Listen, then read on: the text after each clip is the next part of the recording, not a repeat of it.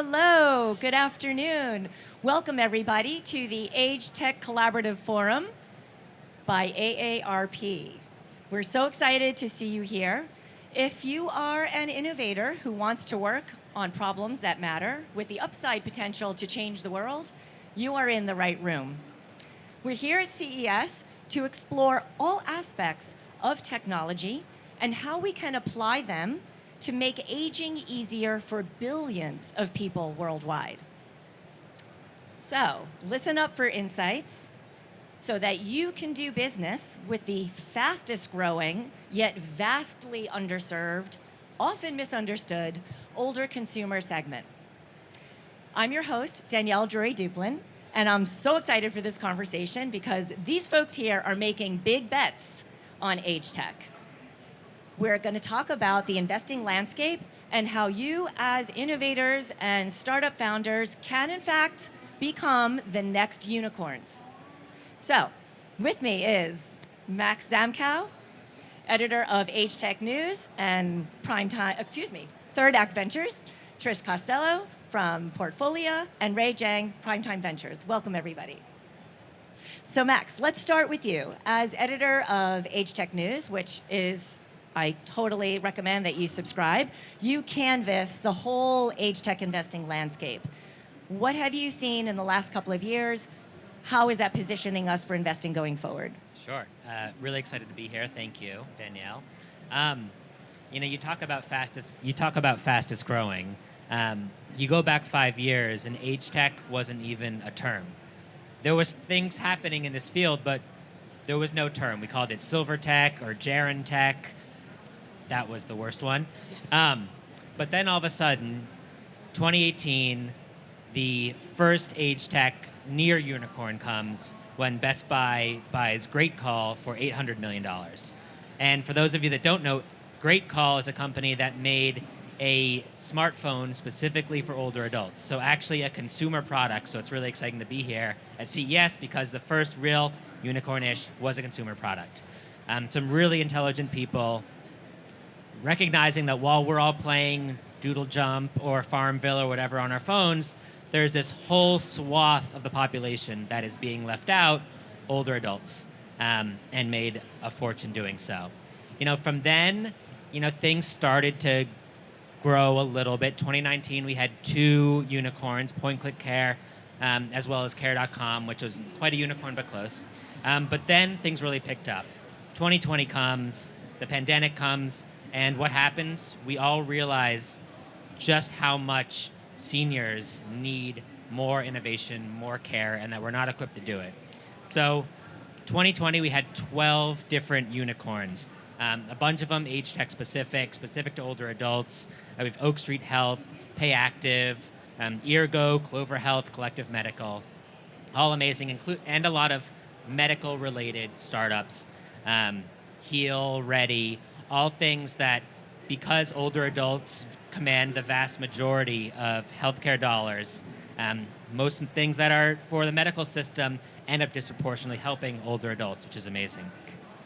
Then we go to 2021, which I was going to say is last year, but actually it's 2 years ago now. We jumped from 12 to 15 at unicorns, and last year we had, I'd say 22 plus, because I haven't gone through all my notes from December yet. But this field has just been growing rapidly, and it's been really exciting to see. While the first unicorn was on the consumer side, most of the unicorns that have been minted in the last couple years have been on the medical side, either directly impacting outcomes or helping individuals with other parts of their life that were traditionally thought of as non-medical. One of the most exciting things that happened over the past few years is that Congress allowed Medicare Advantage plans to start reimbursing for non-medical events. We're talking things like making sure you have heating in your home, food, you can get to and from doctor's offices. Everything else that we know impacts your health that is not like a surgery or a procedure or seeing the doctor. And that has seen an explosion in startups. And so talking about what we're looking at investing in going forward, that's a huge area that we're looking at. Well, and I love that you've scanned so many different sectors. It started with very specific use case for older adults, but really what we're learning is aging is living, and we're living longer. But are we aging better? And so, to the extent that we can have innovation across every category with the framework of an older adult user, caregiver, interaction with their providers, and so forth, that's the winning strategy. I couldn't agree more. Yeah. When people ask me what AgeTech is, I have to tell them that it's not one thing. It actually encompasses a lot. And there is no AgeTech company that's just AgeTech. It's either AgeTech and a consumer product, or it's AgeTech and FinTech, or AgeTech and InsurTech, which is growing rapidly. But most of those traditional industries do not make things for this huge swath of the population, which is why there's so much opportunity even within those different verticals. Yes, love it. So Trish, you created a fund that not only looks at a broad, categories, but your investors. Yes. So tell us more. Well, we love the AgeTech space because all of our investors are women. We have over 1,700 women that invest in our venture funds, and women are more likely to live longer, and they're more likely to take care of their aging parents. So they really understand what that need is and what we would be willing to pay for other products and services and technologies.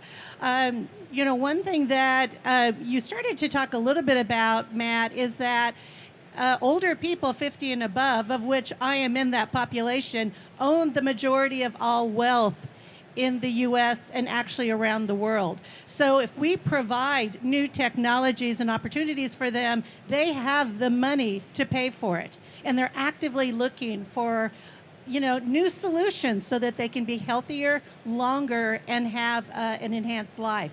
We've made over 35 investments in the AgeTech space across all of the issues and areas and themes that Matt's been talking about. And we're really the ones that are taking those companies to that next level, helping them build the company, build their markets and their teams so that they can become those unicorns.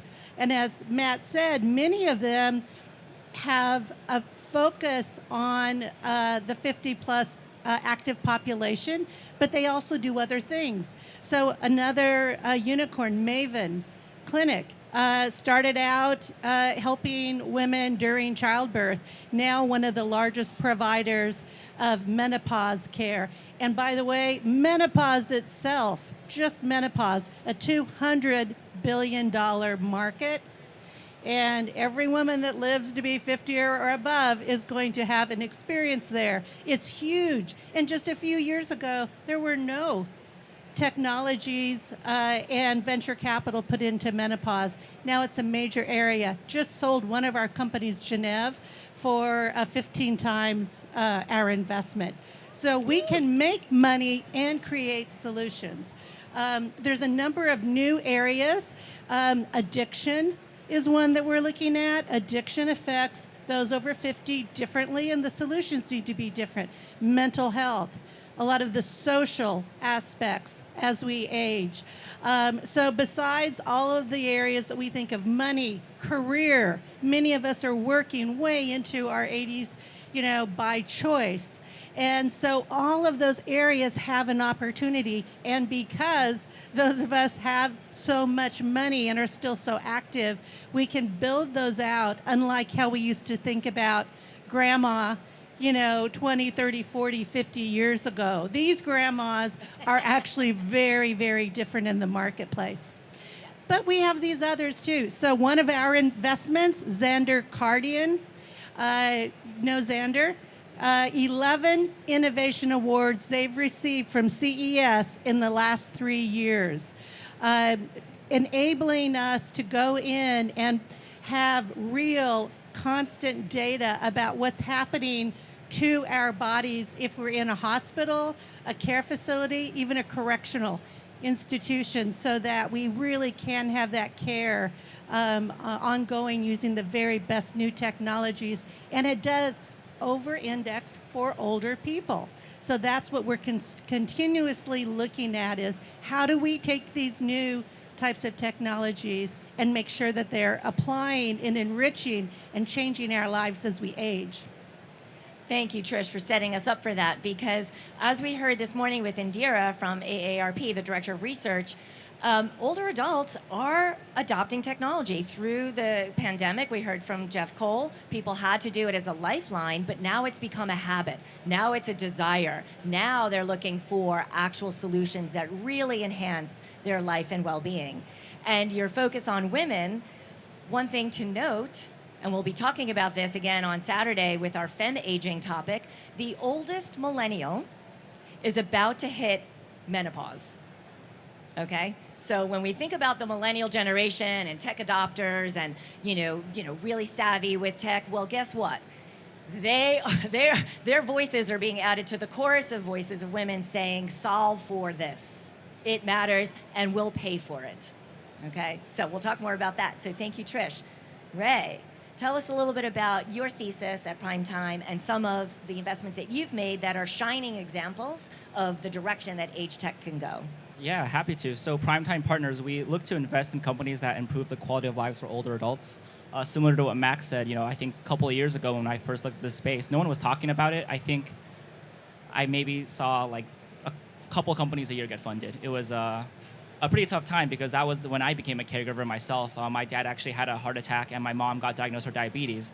And so I didn't realize I was a caregiver until I educated myself. And that's one area that Primetime found is an area of need to invest in, is that many of the new millennials and the older adults today don't realize they could be caregivers. They don't see themselves as that. They just see themselves as doing their family duties to taking care of their loved ones.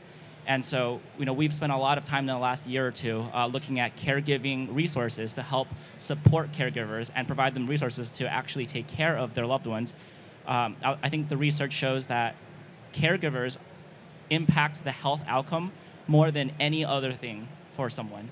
And that's, whether it's the daughter taking the mother to their doctor's appointment, or if it's the wife taking care of their husband. To your point, most of caregivers are women, usually the eldest daughter, and their impact is astronomical. And so one company we've invested in called Italy, they are actually an amazing company. They provide financial support to informal and unpaid caregivers, which is amazing because that frees them time to not spend, 20 hours, 30 hours a week working a job and then coming back, cooking dinner, taking their parents to doctor appointments, getting them out of bed, dressing them. But being able to provide them that financial stability to really focus on providing care and really improve the outcomes for those older adults. Yeah, and that is such a key area because it really goes unnoticed. It's the invisible workforce that's keeping it all together. And many times those caregivers are also working full time.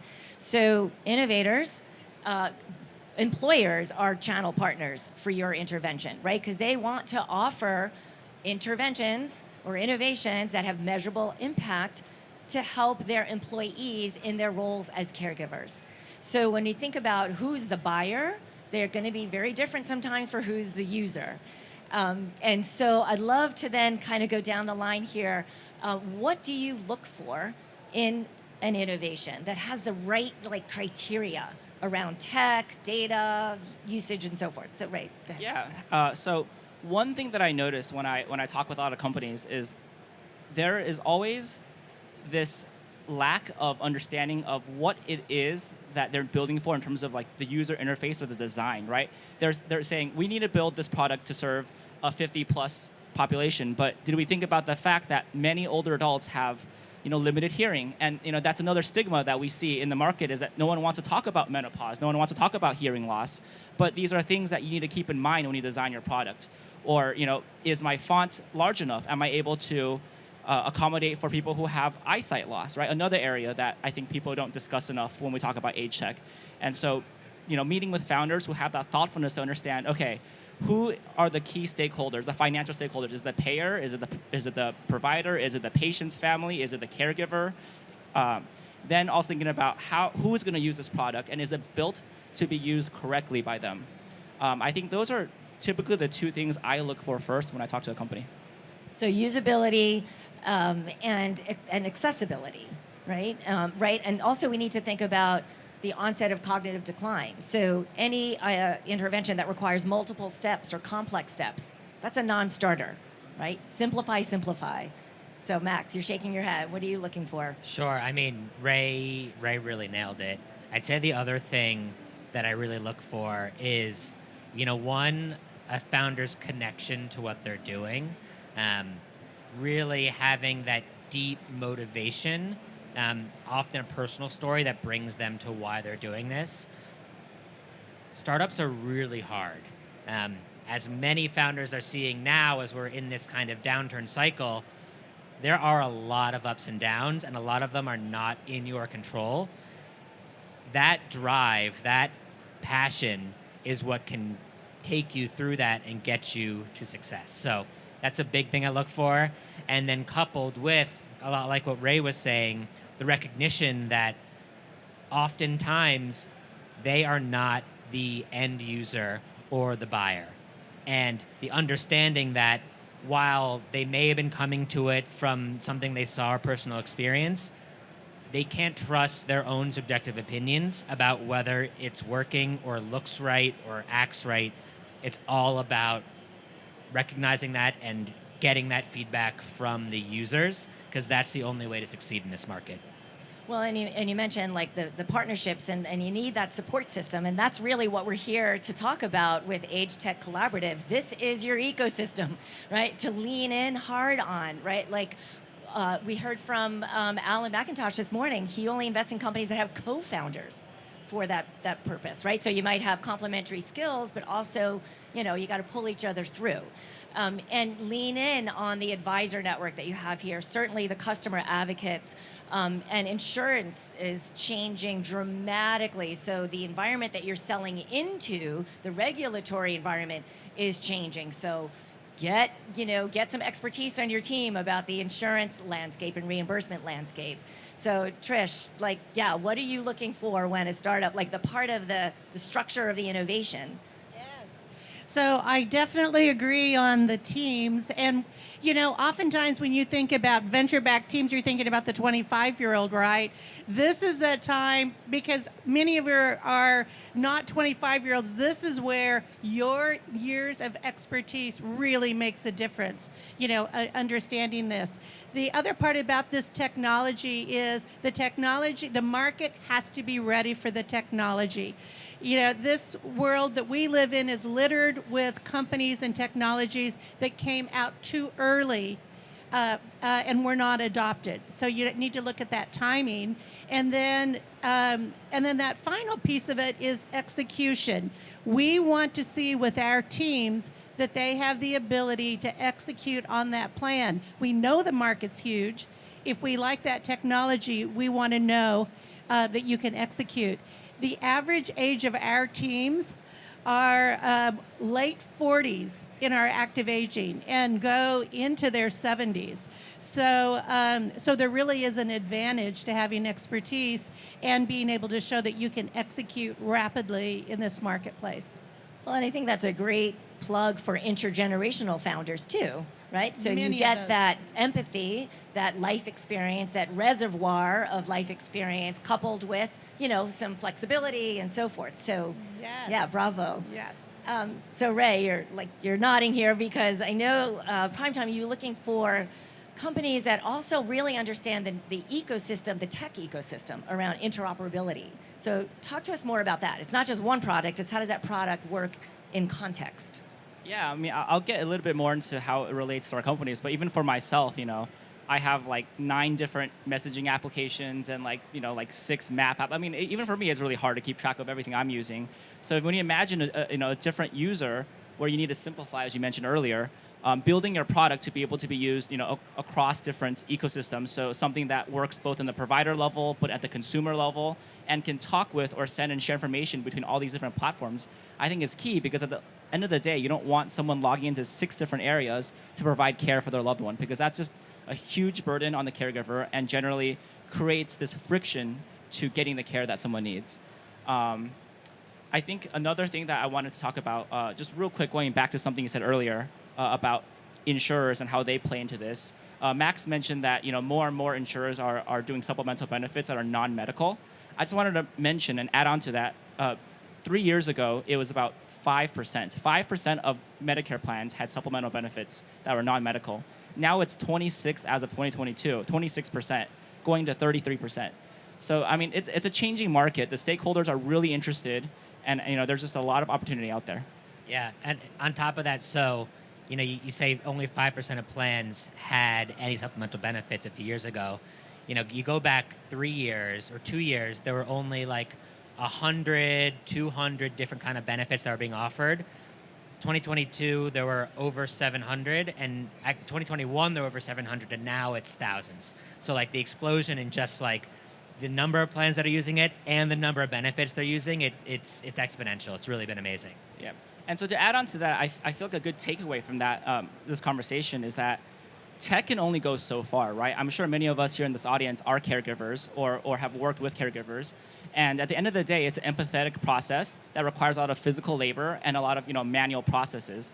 And tech can simplify your resources or simplify the coordination, but it can't replace the care you're giving. And so as you think about designing products, you can't just go and say, tech can solve this problem, but rather how does tech augment solutions that solve this problem? Because I think that is where the end state of this area will end at. Yeah, and we like to say that the best solutions blend high touch with high tech, right? In the right calibration, because yes, you don't want to replace the human, although we've got some great innovations out there on the floor that might, provide some like asynchronous like help when the human can't be in the room. But you need that tech to scale, and to scale at a price point, that people can afford. And tech also gives you that opportunity for the data and the tracking and the metrics. So tell us more about what you look for there. Yeah, Max. Oh, I was going to say, I do generally agree with both of what you and Ray are saying. I do think that there have been some innovations, particularly in the last few years. We talk about ChatGPT as being a huge thing. It's pretty amazing what computers can do now. I do think that we are moving closer and closer towards a place where we can replace some amount of caregiving with computers. I do think augmenting is generally better, as Ray said, but talking about one company in the space who's here right now, Care.Coach, they are able to use this technology to really create an emotional relationship with an individual, almost entirely computer generated, which it's pretty wild to see. I didn't think we'd see it for at least a decade. It's really cool. That is, however, a outlier to most of the success we're seeing, which is in getting rid of the tedious tasks, augmenting making care better, and making care more efficient. So I think there's so many spaces that are out there that are before you need care. I will just toss that out too. I mean, one of the really interesting spaces that we're working on is longevity and how we stay vital way longer. Pushing out that age, healthy age space way, way further out there. And, all kinds of preventive types of things. One of the companies we were talking about earlier before we got started is Bone Health, which is taking technology out of NASA because the astronauts, one of their biggest issues is they lose bone mass while they're in orbit for months. And so we've taken that technology out of NASA and have now used it so that women and men that start to have osteopenia don't go into full osteoporosis by just wearing a vibrating belt, 3 times a week. And you can keep yourself so vital so much longer. There's all kinds of technologies like that. I expect to see, with all the money going into green and sustainability, that's going to impact how we age. We're going to see different kinds of materials coming out. We're going to see things that we think of as, just mind-blowing. skins that we put around our body so that we don't lose our muscle mass as we age, or so that we don't have that problem getting up out of the chair. There's so many new technologies that come in, and that's why we need all of you to be looking at those technologies that might be built in other industries and say, how do we take that and use that for aging, and just shift our thinking about this. I was going to say, the term AgeTech is less than 5 years old, and it takes an average of 7 years for a startup to become a unicorn, which means that there are a lot that are in the pipeline now, a lot that you can see and visit right outside here that are working their way there. The other interesting thing is a lot of what we're seeing is taking all the really cool, cutting-edge, innovative tech that you can see around this conference and doing what Ray was talking about in terms of making it usable, accessible to this population. And that is where you see a lot of huge gains. It's not by reinventing the wheel, it's by taking these things and making them work in this very challenging but incredibly rewarding and profitable industry. So to take a look at these innovations in different sectors, right? And Trish, you've got 1,700 women who are your investor pool. Do they help test and give feedback? How does that work? Oh, absolutely. We are our largest tester of our products. And so bone health, as we were talking about, we're actually using bone health all across the country and then looking at the difference in our bone mass.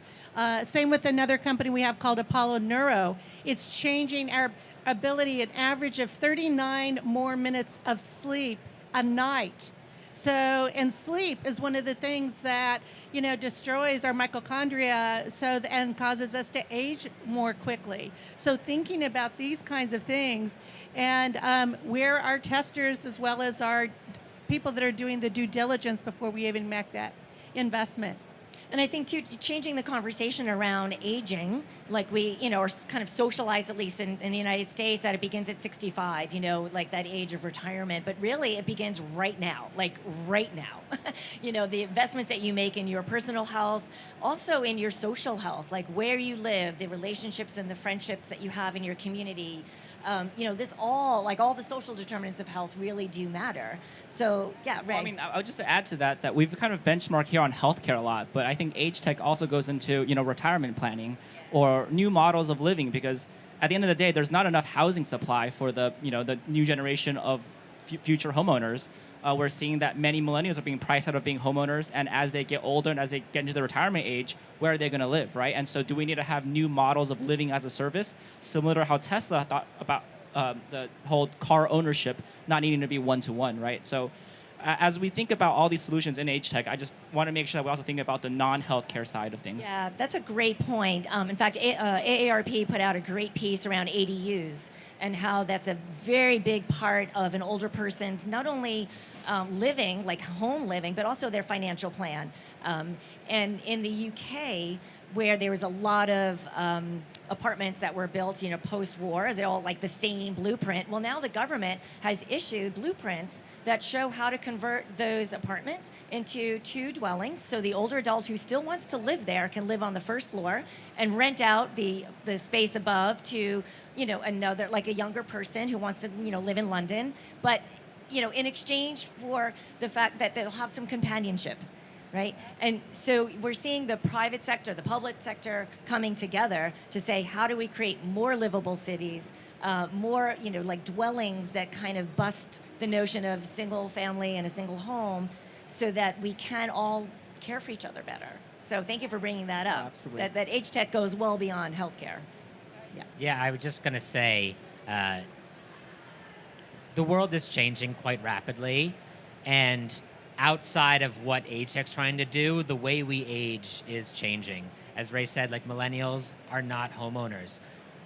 Home ownership and having that asset is generally what people have relied on in order to retire and pay for their care. So millennials on average not having that, we're going to need new financial products, financial systems to help make sure that they have what they need to retire effectively. We're living longer. That also makes it more challenging. Outliving your savings is one of the highest fears of anyone who's retiring. But beyond that, Trish, you mentioned, we're talking not just about like people that are old and infirm. We're talking about 50-plus-year-olds who are still out doing all sorts of things and don't really need that much care. The world has gotten so much smaller in terms of our ability to get around, to travel, to move. And the needs and desires of humans has increased exponentially. And there's a lot of opportunity just in servicing that, just like you would a millennial or Gen Z. It's all about building things and giving them things that they want that, unsurprisingly, might be different from someone who's 13-year-old on TikTok. Yeah, right, exactly. Although there's overlap too. And you know what? I'd also say to you, think about investing your money in AgeTech. If you're an innovator, you also can look at the opportunity now, because there are funds like ours, I don't know, that are actually, you invest and you get a portfolio of 10 or 12 companies. So if you believe in it from an innovator side, also look at it as an investor side, because it's a great opportunity, and it's a way to be backing each other's companies as we move forward. Exactly. Because again, it's collaboration that's going to work, right? There's no point solution that exists in a vacuum. It's all needs to be connected, interoperable, right, and so forth. So we're running out of time, and we could talk all day. So just rapid fire then. Your first day of CES, you guys are going to go out there. What are you looking for? What are you so pumped and excited to see? Something that's maturing or something that just arrived on the scene? So Ray, I'll start with you. So I think the two that come to mind for me that's relevant to CES is CareTech. So we talked about more technology and more solutions to support caregivers. And the second that we're looking into is more, I don't want to say passive monitoring, but almost invisible monitoring. How can you monitor someone's health without them even noticing they're being monitored? I think that's where I think the future of healthcare will be. Yeah, we'll talk about RPM in the next session with Lauren Dunning. Is about a key criteria. So Trish. Yeah, I'm looking for that mental health, wellness, adventure. How we're keeping ourselves really, excited about our lives. And there's a number of new things that are coming out, in that space that have tech around them. So that's one of those areas. And then I'm always looking at how we keep women healthier, heart, osteoporosis, all of those different types of areas that have a tech piece, in them as well, and then new ways of living and using our money. Well, that definitely encompasses all of what I'm doing, Ray's particularly. But the other thing I'd say I'm looking for is, we're at CES where they're demoing technology that is not really going to be out for 5 years, but that's going to change the way that we get around, that we live. I'm looking for those ones, whether it's robotics or software, hardware, whatever, that is being built not specifically for older adults, but that actually makes a lot more sense to be used by and for them. Just like most of the things that we do now, we think Uber, DoorDash, etc., makes our lives easier. Yes, it makes our lives a little bit easier and better, but it can change the life of an older adult who doesn't have their car anymore because they're not allowed to drive, who can't get out of the house as easily to go get food. So there are a lot of interesting things here that have the potential to make our lives cooler, but their lives markedly different, and that's really what I'm looking for. And just real quick to add on to that, Uber and Lyft, I think their biggest forecast for growth is Uber Health and Lyft Health. So it's kind of repurposing something that they use for a different generation for the older adult market. Love it. All right, so look for tech in one context with the frame for older adults. Look for tech that really solves problems that matter. Look for tech that is simple to use and make somebody feel good and empowered. And look for tech that could actually solve problems before they become worse problems, right? Keep us healthier longer.